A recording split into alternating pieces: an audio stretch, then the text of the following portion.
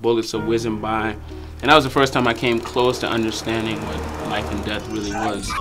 I would hear these stories of these people, like, you know, this one person doing something. Martin Luther King Jr., one man, you know, changed the face of how we look at race and how we look at fellowship. Life is a process, and I couldn't agree more. But with a lot of progress, there comes a lot of detours. I would hear people like David, and he was a king. Moses led millions of people into freedom. And I never thought, I was like, one person can impact thousands upon thousands of people. And it's never been more echoed in my life or in the lives of people around me than now. Pain is a lesson that everybody will shoulder. Refer to it like a chip, but depression is a boulder. And as we get older, the winters get colder, or so it seems as we're going through the motions. It's amazing because just as simple as one man can echo a legacy of greatness into a generation, one man can do the exact opposite. You know, one man can take a generation and say the wrong thing, mess up, and see the plunder of an entire population and generation. But break free tonight. There's freedom right here, but I know it's hard when you don't see the light.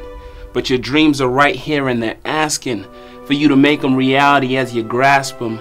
But don't let them lapse. Don't let them rob you of your dreams. You are children of a king. Go and get them back.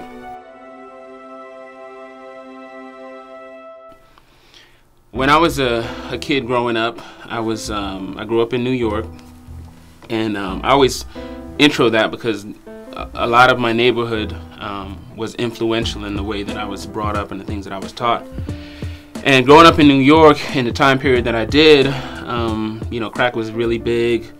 I used to see crack bottles in the elementary school playground that I went to school at. Seen crackheads on more occasions than I can count. Me and my family were robbed at gunpoint in our home. So we've, you know, I had been through a lot all before I was even at the age of, I think, 7. And my mom, God bless her heart, she was a single, you know, parent. My dad left when I was 4, and she was young. She was, you know, 23, I believe, when she had me.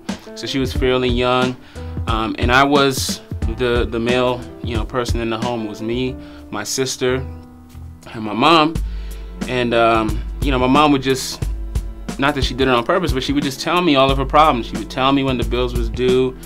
She would just tell me a lot of things as a 7-year-old going all the way up to, you know, 12, 11. I didn't know. I didn't even really know how to process them. I just knew that there was always a sense of urgency in my house. There was always a threat of, you know, us not being able to make it in whatever way that means. Bills, living in the same home. So it was always like an added pressure to my life. And as a kid, I grew up with a lot of animosity because my dad wasn't around. I would talk about my dad to them like he was a superhero. But in the back of my mind, I knew that he wasn't, because he would consistently let me down. You know, I would see him occasionally, even though he lived one borough over. You know, he just wouldn't show up. When I got to be at around 11, 12 years old, I just started hanging out with the wrong type of kids. I'd gotten into a fight that at 12 years old, you think, you know, how bad of a fight can you get into? But I got into a fight that was bad enough that I felt in danger for my life, because I ended up, you know, beating up a gang member's little brother, and felt, you know, my life was in danger at a young age. And again, I didn't know how to process those emotions. I felt kind of a little bit robbed of my childhood as far as the worries that I had. I remember one instance in particular. We were at a park, and me and my friends were there, and this big shootout happened, and, you know, bullets are whizzing by. And that was the first time I came close to understanding what life and death really was. I raced home, you know, to my mom, you know, in tears, 12 years old, and I asked her simply, I said, you know, what happens when you die? It's the first time I contemplated it. You know, and she looked back, and she said 3 words that changed everything. She said, I don't know. And it was, you know, it was sobering. I was like, what? You know, so what's the answer? Like, and she said, she saw like something was going on. She had heard the gunshots. I told her what I had just come from. She told me, by the time you become a teenager, we we have to move out of this neighborhood. Statistically, I wasn't supposed to make it past 18 without being in jail or dying. She knew there was a God, so she prayed and just made a prayer of faith and just left to come to Florida, where she didn't have a job. And we were here again. I'm still dealing with the frustrations of the bills and all that kind of stuff, but now I was in a safer environment. I've been to churches before on Christmas and Easter and the days where people go to church.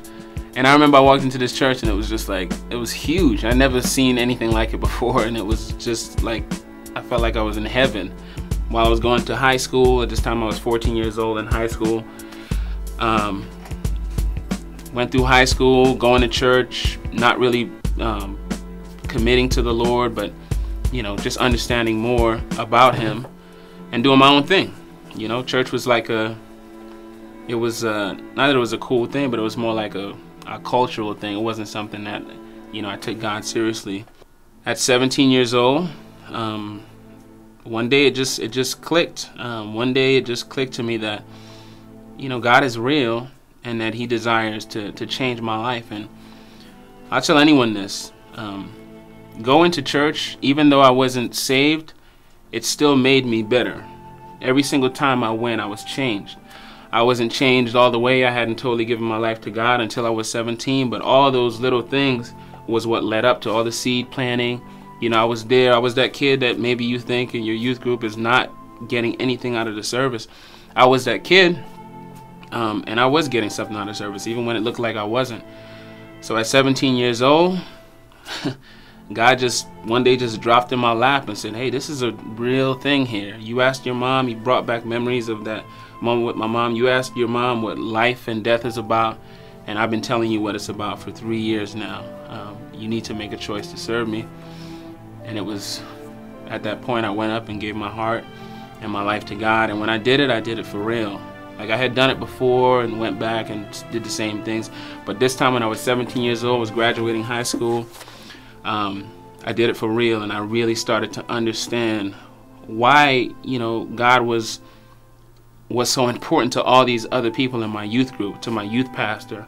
I understood the crucifixion scene and what He went through on my behalf, the fact that He died on the cross for me, just things that we say in cliche that we think everybody gets. I never got until I was like 17 years old, and He actually died on a cross for me. Since then, I've been following Him hard. I started doing music at a late age. I was 18 as far as rap music goes. I was always into music, but more the singing R&B side of things. And I started doing rap music when I was 18 in college, and I started just doing it for fun. And one day I ended up doing this song during an offering with a couple of friends. We had formed a group at the time called Us MCs. And we did this song, and I remember the youth pastor gave us just the offering to do the song, and he was going to get up and preach. We did the song. I got off the stage, and he did an altar call. He didn't even do a message. He just did an altar call, and people got saved. And I was like, wow, not only is God interested in changing my life, but now He's interested in using me as a vessel, and He wants to use this simple thing of rapping and using beats and music to change people's lives. And from then on, I mean, we it was a light went off in our brains, like, wow, this is serious. We started doing missions as a rap ministry. Came back home after a year and a half, 2 years, and I was dating a young lady at the time. Her name was Butter P, and we got married a few months after I got back from missions. And we formed Rhema Soul, and from then on, I mean, Rhema Soul has been a ministry that has, seen a huge process.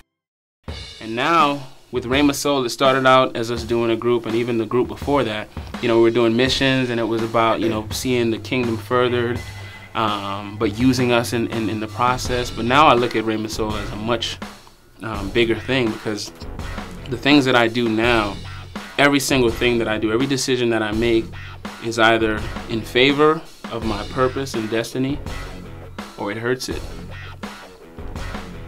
And when I think of that type of a life and those decisions and how important they are, it just changes everything. This Rhema Soul is much bigger than just 3 people rapping. It's much bigger than us doing shows in front of thousands of people.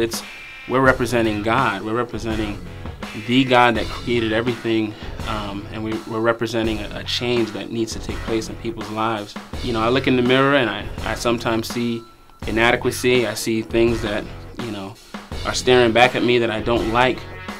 And then I remember that God, I'm made perfect by God. You know, God is the one that, you know, is the strength in those weak areas. And if I would just humble myself, He can use me. And, you know, young person out there, if you feel that way, I guarantee you, God can use us, man. All we have to do is simply, you know, take that step and, you know, put our hands in the air, just surrender it all to Him. And I did that at 17 years old. It's definitely been a process. It's not an easy life, but it is fulfilling. I've never been more happier. I've never experienced more peace, more joy, more happiness in my life than after I got saved. And these are in little things and in big things. I have a daughter. Every time she smiles, I see God's grace. I have a wife. She's beautiful. Every time I wake up next to her, I see God's mercy. You know, I have friends that hold me down, and every time I'm with them, I see God's love. And you know, realizing who God is the beginning of it all. Because once we see who God is, He shows us who we are and who He wants us to be. Even if I'm screaming in my silence, I'm here, remaining calm in the violence. It's unfair. I don't need a heart or